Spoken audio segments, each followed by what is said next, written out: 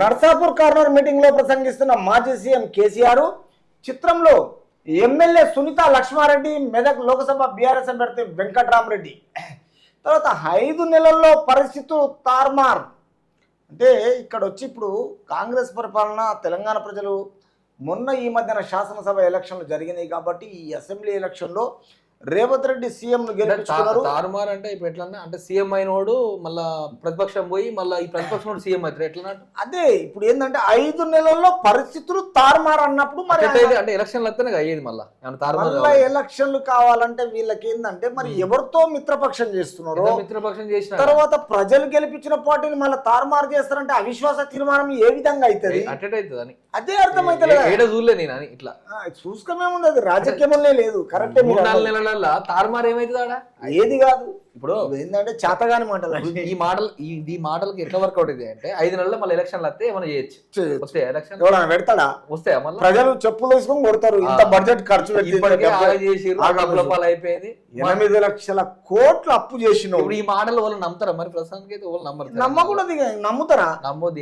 ఇంకేందంటే ఈయన చేసే అరాచకాలకు ఏంటంటే ఇది ఒక భ్రమలో ఇంకా అధికారం ఉన్నట్టు ఫీలింగ్ అయినది. దాని మాట నిజంగా మాత్రం అయితే ఏ లెక్క ప్రకారం తారుమారు. ఇప్పుడు ఫర్ ఎగ్జాంపుల్ ఒకటి అనుకుందాం, ఎంపీ పార్లమెంట్ దాంట్లో 10 వస్తే అనుకుందాం, వీళ్ళకి 10 వచ్చినాయి అనుకుందాం. అంటే ఏం తారుమారు చేస్తారు? 10 వస్తే ఏం చేయాలి? సీఎం అవుతాడా? ఏం కాదు. సీఎం అవుతాడా? లేకుంటే సెంట్రల్ పిఎం అవుతాడా? ఏమి కాడు. లేకపోతే ఈయన వల్లనే ఆడ ప్రధానమంత్రి అవుతాడా? ఏమి కాడు. అన్ని గాలి మాటలు అని చెప్తున్నా కదా, అవి అర్థం లేనివి. ఆలోచన చేసుకోవాలి జనాలే. దీన్ని జనాలు కాదు, వీళ్ళకు అనుకూలంగా ఉన్న కొందరికి ఏంటంటే మిడిమిడి జ్ఞానం ఉన్న వాళ్ళకు తప్ప వేరేళ్ళకి అవసరపడయి. ఈయన ఎట్లుందో ముచ్చట. ఇప్పుడు 17 పార్లమెంట్ స్థానాలు నేనే గెలుస్తున్నా, రేపు సెంట్రల్ లో ఎవడు ఆడ జెండా ఎగిరేయాలని నాదే సపోర్ట్ తీసుకోబోతున్నాడు. ఖచ్చితంగా నేనేం చేస్తా, తెలంగాణ నా గ్రిప్ లో ఉంచుతానే, నేను మీకు సపోర్ట్ చేస్తా, మీరు ఆడ పిఎం అవుతారు. ఇంత దాంతో ఈయన ఆలోచన విధానం మాట్లాడుతున్నాడు. అంటే ఏంది, సెంట్రల్ లో దగ్గర ఎంతో నవ్వుతారో తెలియదు. మరి నేను అదే అంటున్నా, ఇప్పుడు సెంట్రల్ దగ్గర అంటే 17 సీట్లకి వెళ్తే ఈయన వల్లనే ఆడ అధికారం కూర్చుంటుంది. అంటే ఏంది అది? అంటే కూర్చున్నా కానీ సీఎం అవుతారా? అయ్యేది కాదు, పోయేది కాదు. గాలి మాటలు మాట్లాడితే మళ్ళీ గాలి వెదవాలంటారు. వచ్చేస్తే చదువుకున్న వాళ్ళు ఏముందండి ఈ రోజులలో, తెలంగాణలో చాలా ఇంటింట్లో ప్రతి ఇంట్లో చదువుకున్న వాళ్ళు ఉన్నారు, రాజకీయ నాయకులు ఉన్నారు. తర్వాత ఎవరో అసెంబ్లీ ఎన్నికలు ఉంటాయి, ఇక్కడ ముచ్చట ఉంటాయి. ఇంకో ముచ్చట ఎదుడు కాంగ్రెస్ ఏ వాగ్దానము అమలు చేయలేదు. రైట్, బాగా అడిగిరు సార్, మీరు ఒప్పుకున్నా. ఏది చేయలేదు. 10 సంవత్సరాలు నువ్వేం చేసినావు చెప్పండి.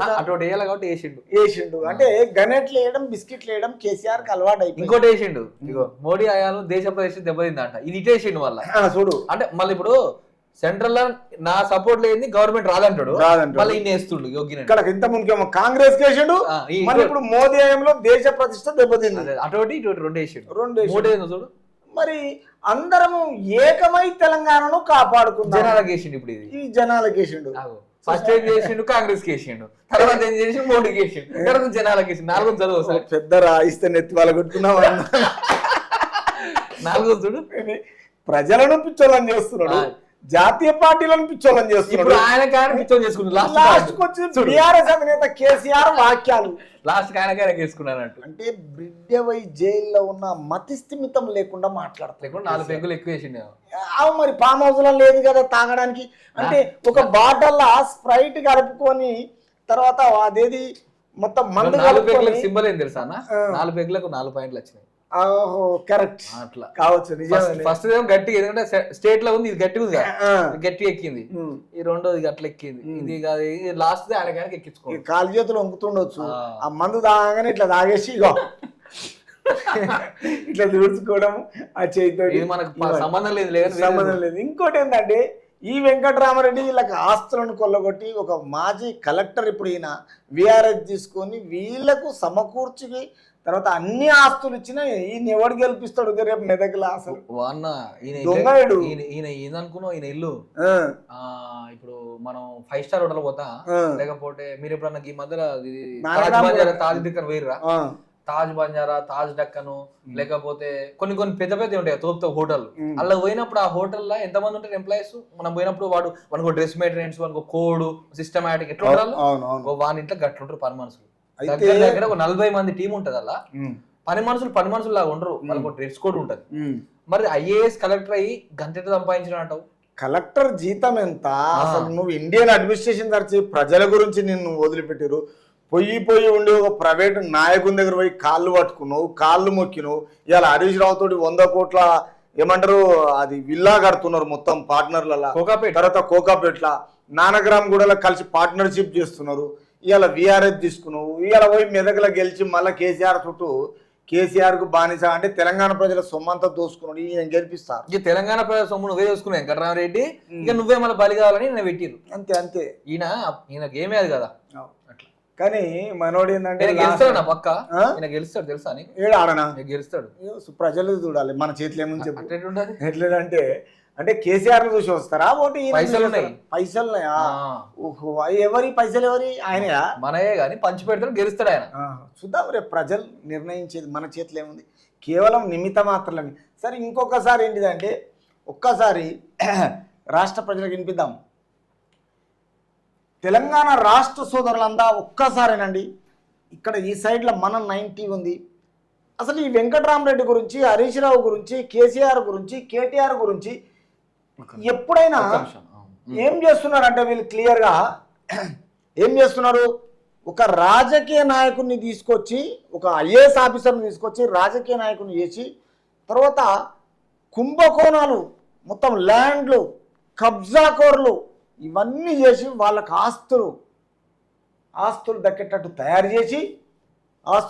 చేసి ఈరోజు మెదకు నుంచి కంటెంట్ చేస్తున్న వెంకటరామరెడ్డి ఇలా ఒక ఇండియన్ అడ్మినిస్ట్రేషన్ చదివి ఒక కేసీఆర్కు ఆశీర్వాదం తీసుకొని ఆయన మెదకు నుంచి ఇక్కడ లోకసభ పోవడానికి ఎన్నో ప్రయత్నాలు చేసుకుంటా కేసీఆర్ తోటి ప్రచారం చేయిస్తుందంటే తెలంగాణ ప్రజలు ఎట్లా నమ్ముతారు? ఈయనను ఎట్లా గెలిపిస్తారు? మరి అది నిర్ణయం మీరే తీసుకోవాలి.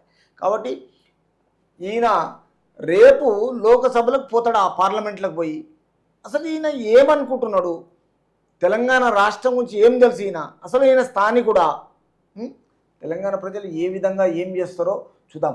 కాబట్టి ఈ విషయంలో ఒక్కసారి మెదక్ సోదరులారా, తెలంగాణ రాష్ట్ర సోదరులకు ఏం చేస్తున్నారంటే ఇక్కడ మన 9 టీవీ ఉంది. ఈ మన 9 టీవీకి ఒక్కసారి ఈ 9 టీవీ చూడని వాళ్ళకుంటే లైక్ చేయండి, షేర్ చేయండి, సబ్స్క్రైబ్ చేయండి. తర్వాత మీ అభిప్రాయాన్ని కామెంట్ రూపంలో తెలియజేయండి. ఈ కేసీఆర్ దగ్గర, ఈ హరీష్ రావు దగ్గర, ఈ వెంకటరామరెడ్డి బినామీగా కొన్ని లక్షల కోట్లు కొల్లగొట్టి తెలంగాణ రాష్ట్రాన్ని ముంచిన ఘనత ఈయనది. కాబట్టి ఈయన మీద తెలంగాణ ప్రజలు రేపు ఏ విధంగా గెలిపిస్తారో నిర్ణయం మీదే.